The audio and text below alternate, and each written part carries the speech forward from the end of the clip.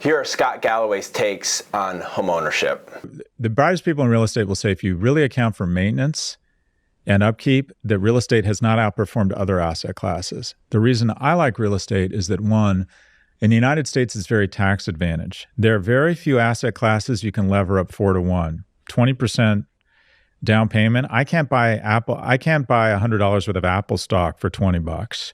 So it's huge leverage. So I like Scott's beginning at this point because he's properly discussing the pros of home ownership. A lot of people, they want to evaluate owning a home compared to owning a stock. That is not the right way to evaluate the investment. You evaluate home ownership, owning versus renting the same type of property. So I like how he gets this started.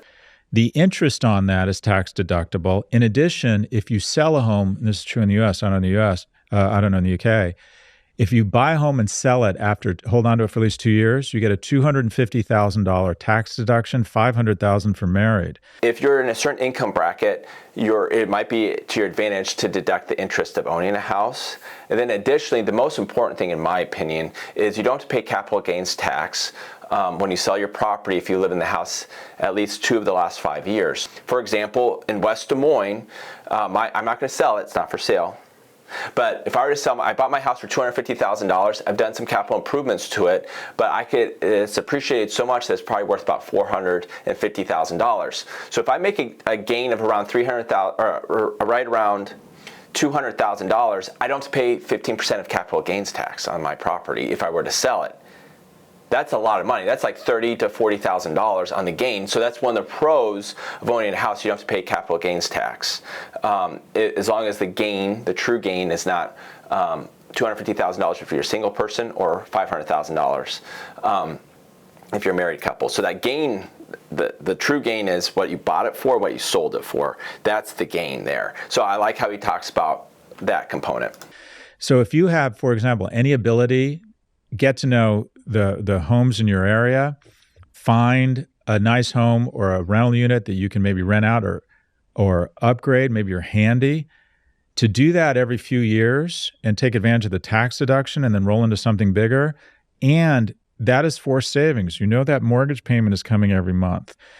Actually, the majority of savings for baby boomers right now is in their homes. I like where he now starts talking about making a personal decision and making a personal plan for yourself. He talks about knowing the area, making a sound purchase, and have a plan of how you're going to be living your life. How often what ownership strategy do you have? He is recommending here, one of the ways you can take advantage of homeownership here in the U.S.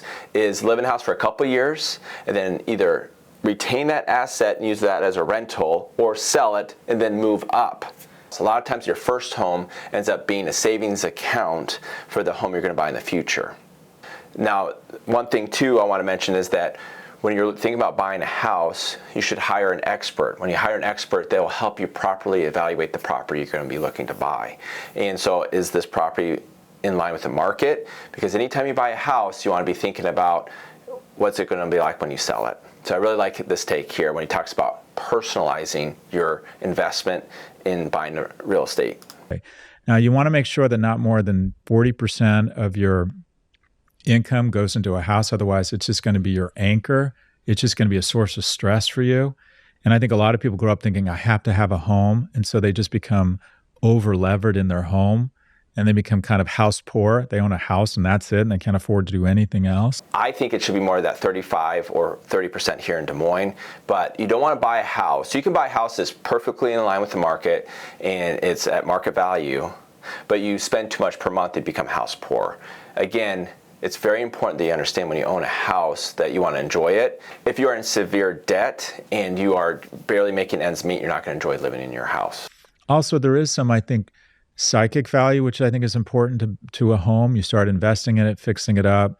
It feels like, I don't know, there's something rewarding about it. There's something about owning a property that really helps you feel more plugged into the community, gives you confidence. If you don't like your kitchen, you have ownership to remodel it. When you rent it, you have to live in that reality of like, I'm not going to put any more money into this because I'm not going to improve the landlord's property. When you buy a house, you need to evaluate what you're really doing. People say, is real estate a good investment. It's not a good investment compared to the index funds or 401ks. It's not. But you need to properly evaluate the investment component. Owning a house, you need to compare it to renting. So renting, the real question is not is real estate a good investment. The real question is real estate a better investment compared to renting the same type of house.